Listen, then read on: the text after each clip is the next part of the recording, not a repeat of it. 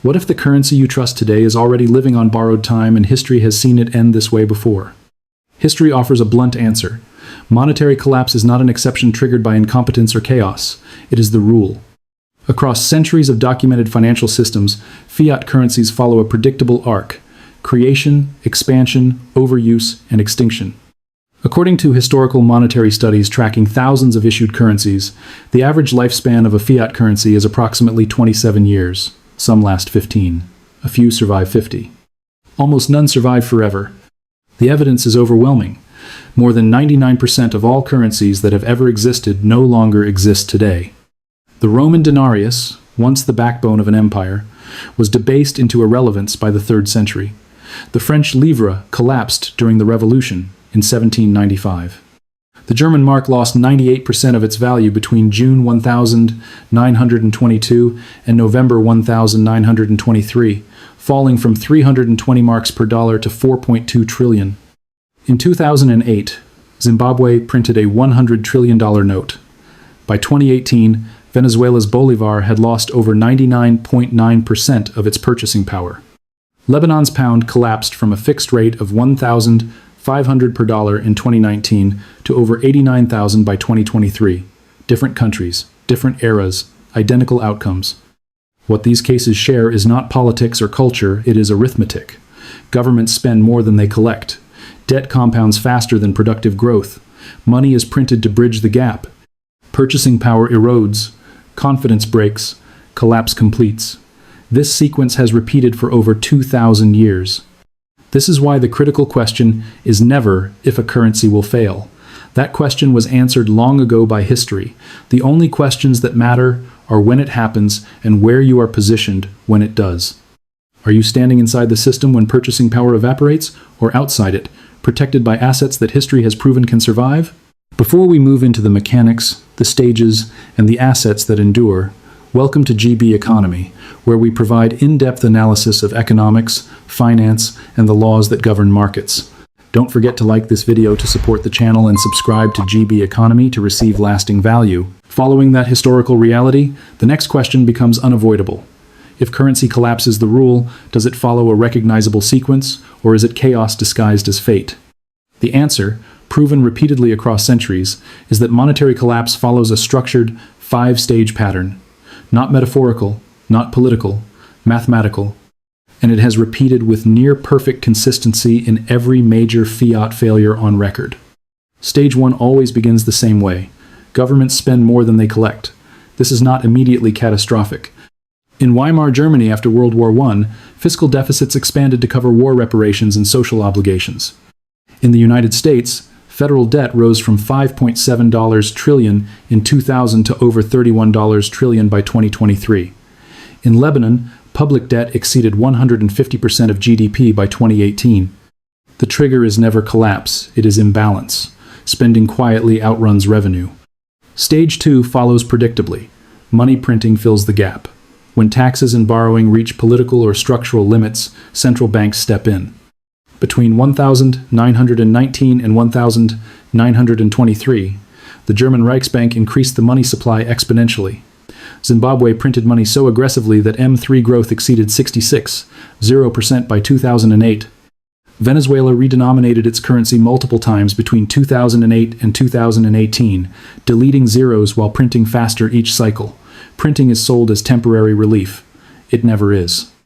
Stage 3 is where reality surfaces. Purchasing power collapses. Prices begin rising faster than wages. Inflation accelerates into hyperinflation. In Germany, the mark fell from 320 per dollar in June 1922 to 4.2 trillion by November 1923. In Venezuela, inflation peaked above 1,000% in 2018. Lebanon's pound lost over 98% of its value between 2019 and 2023. This stage destroys savings silently before panic becomes visible. Stage 4 is behavioral, not political. People flee. Citizens abandon the failing currency and move into gold, foreign cash, real assets, and barter goods. Zimbabwe dollarized unofficially years before the government admitted failure.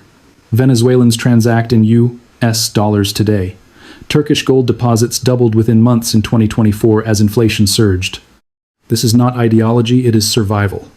Stage 5 is terminal, complete monetary collapse. The currency no longer functions as a store of value, unit of account, or medium of exchange. It is abandoned in practice, even if it remains legal in name. Weimar, Zimbabwe, Venezuela, Lebanon, different decades, different continents, identical sequence. Collapse does not arrive randomly. It executes a script, and once stage 3 begins, the ending is no longer a question of policy but of time. Once the collapse sequence is understood, the discussion must move from diagnosis to survival. When a currency enters stages 3 and 4, capital does not disappear, it migrates. History shows that value consistently flows into a narrow set of assets that respond differently to monetary failure. These assets are not theoretical. They are observable, measurable, and repeatedly verified across collapses. First, precious metals gold and silver. They survive for one reason only: they cannot be printed. Their supply expands slowly, constrained by geology, extraction costs, and time during the Weimar hyperinflation between 1921 and November 1923. Holders of paper marks lost nearly 100% of their purchasing power. Holders of gold did not. 1 ounce of gold purchased a similar basket of goods before, during, and after the collapse. The same occurred in Zimbabwe in 2008, when the government issued a $100 trillion note, and in Venezuela between 2013 and 2018, when the bolivar lost over 99.9% of its value. Gold's role is often misunderstood. It does not need growth, yield, or productivity. Its sole function is preservation. Gold is not a speculative asset, it is monetary insurance. Second, foreign hard currencies. When domestic money fails, people do not wait for permission. They self-dollarize. In Lebanon, the pound collapsed from 1,500 per dollar in 2019 to over 89,000 by 2023, destroying more than 98% of domestic purchasing power. Those who held savings in Lebanese pounds were wiped out. Those who held US dollars, Swiss francs, or euros preserved nearly all real value. Zimbabwe unofficially dollarized years before it was legalized. Venezuela conducts major transactions in dollars today. This is not ideology or policy, it is survival behavior. Holding foreign currency during collapse is not speculation, it is an escape valve. Third, productive equities with international revenue. This is where intuition fails most people. During currency collapse, stock markets often surge in nominal terms. Venezuela's stock index rose thousands of percent during hyperinflation. This was not economic recovery, it was currency dilution. Stocks represent ownership of real assets: factories, land, equipment, and inventory.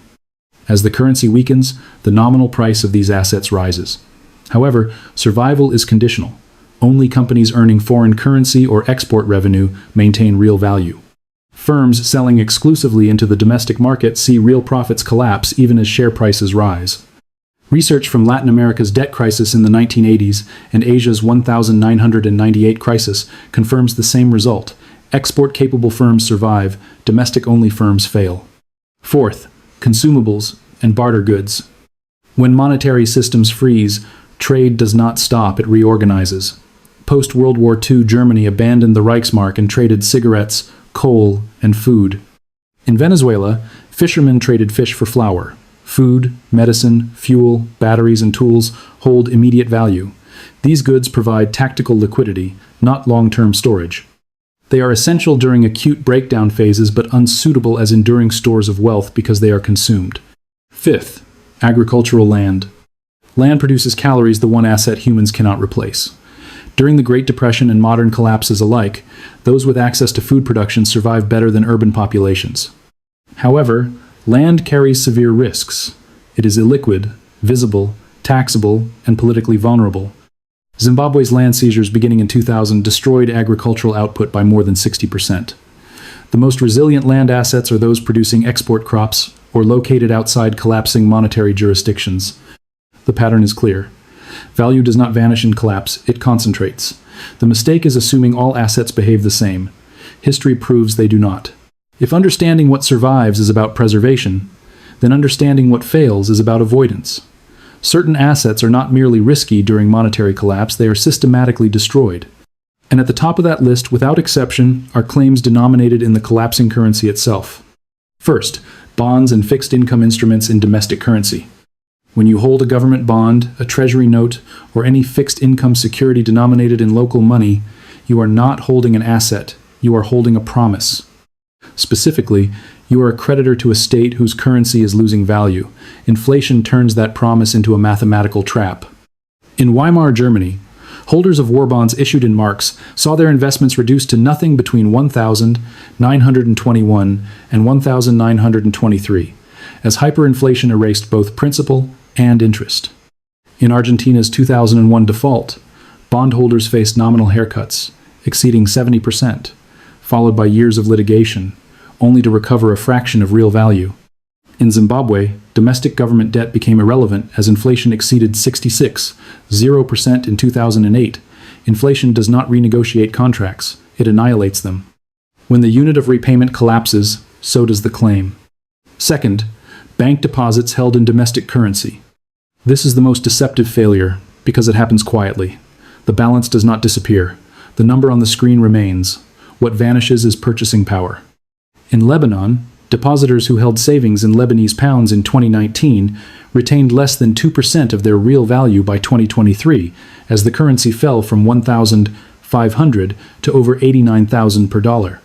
Similar outcomes occurred in Venezuela, where Bolivar-denominated deposits lost over 99% of value between 2013 and 2018.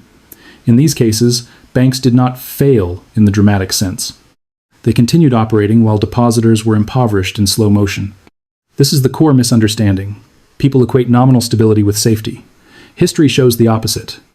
Being a creditor to a collapsing monetary system through bonds or bank deposits is the fastest, most reliable path to wealth destruction. Understanding what fails is only half the equation. The final step is recognizing where the pattern is already in motion today. Currency collapse does not announce itself with headlines or countdowns. It reveals itself through behavioral signals, policy constraints, and quiet shifts in how people protect value. Those signals are visible right now, clearly, if you know where to look. Iraq is a textbook example of Stage 3 behavior. Beginning in late 2022 and intensifying through 2023, Iraqi banks imposed strict withdrawal limits as dollar liquidity tightened. By early 2024, access to foreign currency was heavily restricted, and a parallel black market for U.S. dollars expanded rapidly. The official exchange rate hovered near 1,300 dinars per dollar, while black market rates surged past 1,700 at times. These are not random distortions. They indicate accelerating loss of purchasing power and public distrust in the banking system, classic Stage 3 symptoms. Turkey has moved decisively into Stage 4. As inflation officially exceeded 65% year-over-year in 2024, Turkish citizens responded rationally. Central bank data shows gold deposit accounts doubling within a single quarter in late 2024.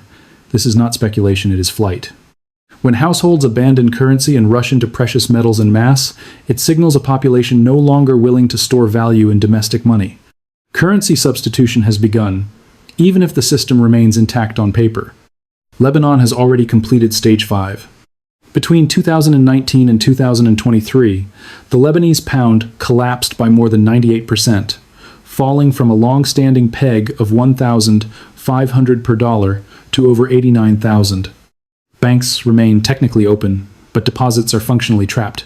The currency no longer serves as a store of value, a unit of account, or a reliable medium of exchange. Collapse is no longer a risk, it is a fact. Then there is the United States, the most sensitive case not because collapse is imminent, but because history demands scrutiny. U.S. Federal debt surpassed $34 trillion in 2024, with interest payments exceeding $1 trillion annually, now larger than military spending. At the same time, the dollar's share of global foreign exchange reserves has declined from roughly 80% in the mid-1970s to near 58–60% today.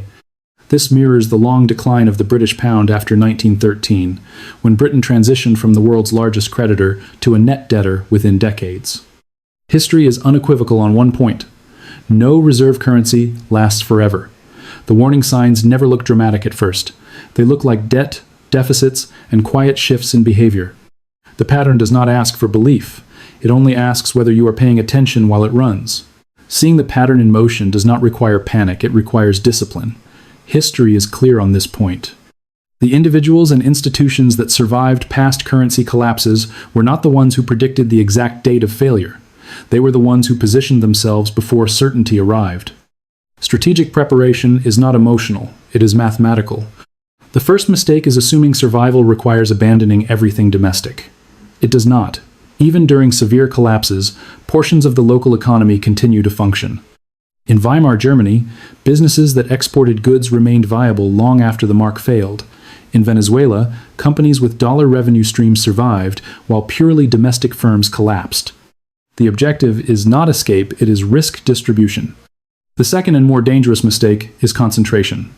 A household or portfolio entirely dependent on a single currency, banking system, or jurisdiction carries catastrophic exposure. History shows that once Stage 3 begins, purchasing power can erode by 50–70% before public panic even registers. By the time collapse is obvious, options are gone. This is why diversification must occur before pressure becomes visible. True diversification is not owning many assets that behave the same way.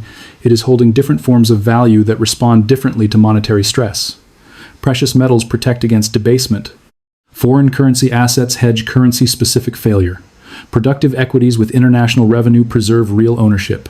Select real assets offer utility independent of money itself. Diversification also means geographic dispersion and revenue streams that are not tied to one government's balance sheet. History has already completed the autopsies. Weimar, Zimbabwe, Venezuela, Lebanon, they are not warnings in theory. They are documented outcomes. The mistake repeated every time was believing permanence was normal and collapse was exceptional. It is the opposite. The strategic conclusion is simple. Do not panic, but do not assume immunity. Position so that no single monetary failure can erase your purchasing power. History has done the work. The only remaining question is whether you are willing to study the case files before becoming one yourself. If you see this differently, share your perspective in the comments.